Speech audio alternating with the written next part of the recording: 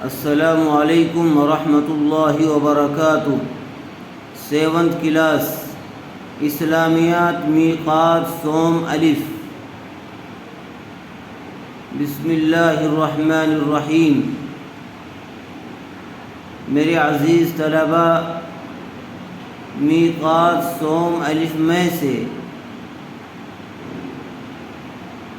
عقائد کے تحت جو سبق دیا گیا ہے اس کو پڑھیے۔ آدمی جن دینی باتوں پر دل سے یقین رکھتا ہے ان کو عقائد کہتے ہیں۔ صحابہ کرام، صحابہ صحابی کی جمع ہے، صحابی ایک اور صحابہ ایک سے زائد بہت سارے۔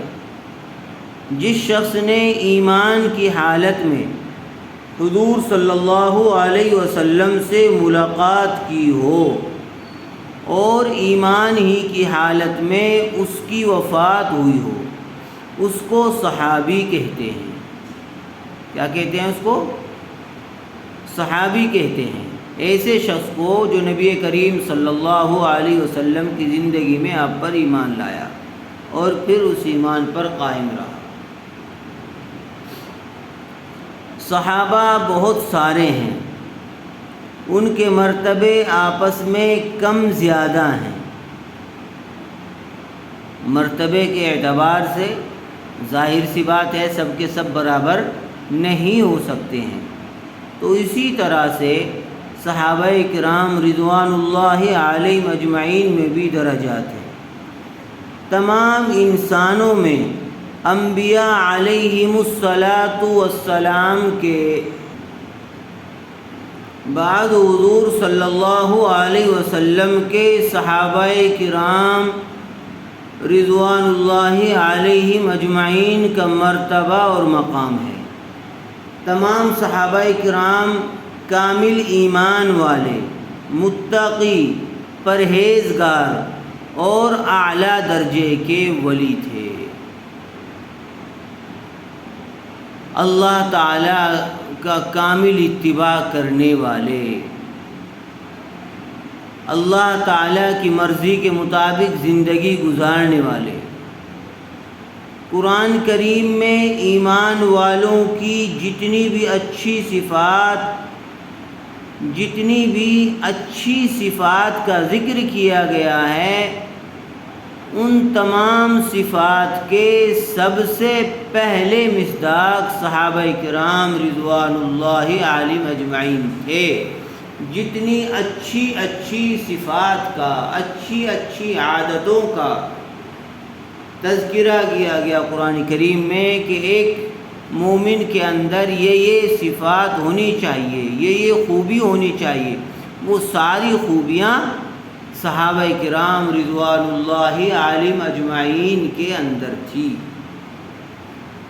ان کے بعد بقیہ امت کے علماء، صلحاء، اولیاء وغیرہ ان صفات کے مصداق ہیں۔ ہمارے نبی صلی اللہ علیہ وسلم کی شریعت کا علم ہمیں صحابہ کرام رضوان اللہ علیہم اجمعین کے ذریعے سے حاصل ہوا۔ نبی کریم صلی اللہ علیہ وسلم کے جو ارشادات ہیں، اللہ کے رسول نے جو تعلیمات دی، وہ ہم تک صحابہ کرام کے ذریعے سے پہنچی ہے۔ اللہ کے رسول نے صحابہ کرام کو سکھایا اور صحابہ کرام سے پھر چلتے چلتے ہم تک پہنچی۔ اگر درمیان میں صحابہ کرام کا واسطہ نہ ہوتا تو ہم کو نہ قرآن کریم کا علم ہوتا اور نہ آپ صلی اللہ علیہ وسلم کی حدیث کا علم ہوتا۔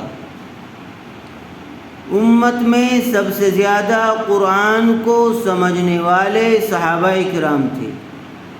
انہوں نے قرآن و حدیث اور ان کے احکام دوسروں تک پہنچانے میں کوئی کسر باقی نہیں رکھی، حتیٰ کہ اللہ تعالیٰ نے ان کے لیے اپنی رضا و خوشنودی کا اعلان فرما دیا۔ قرآن میں ہے اللہ ان سے راضی ہو گیا اور وہ اللہ سے راضی ہو گئے۔ تمام صحابہ کرام سے محبت رکھنا ایمان کی علامت ہے۔ تمام صحابہ کرام سے محبت رکھنا ایمان کی علامت ہے، اور ان سے بغض اور نفرت کرنا، ان کی شان میں گستاخی کرنا اور نازیبا کلمات کہنا نفاق کی علامت ہے۔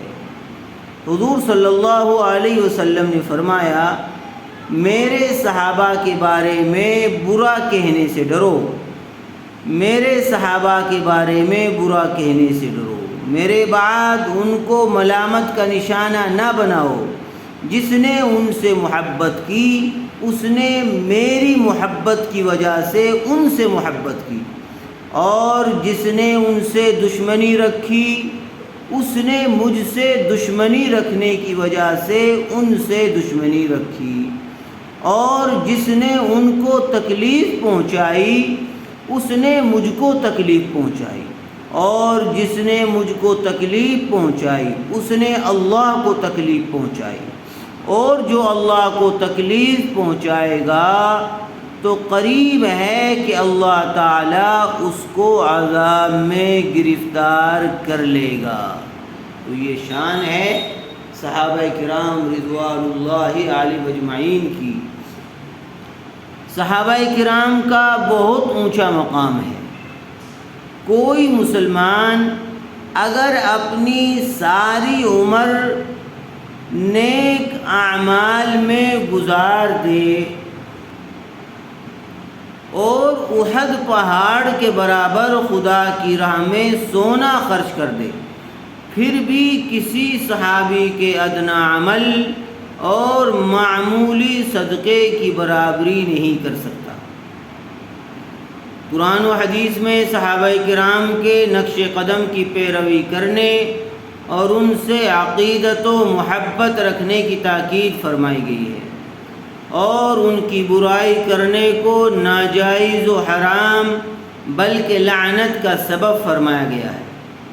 ہم سارے مسلمان حضور صلی اللہ علیہ وسلم کے تمام صحابہ کرام کا احترام اور ان کی عزت کرتے ہیں، اور ان سب سے محبت رکھتے ہیں۔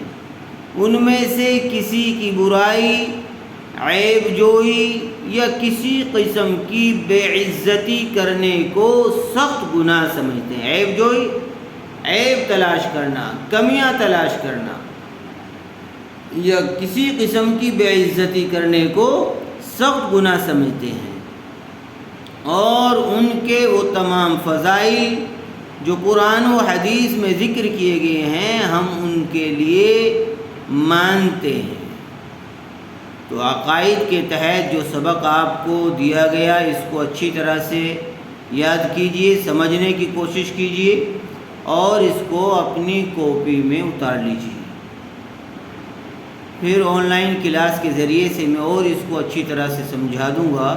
پہلے آپ اس کو ایک مرتبہ اچھی طرح یاد کر لیں اور اس کو کاپی میں اتار لیں۔ السلام علیکم ورحمۃ اللہ وبرکاتہ۔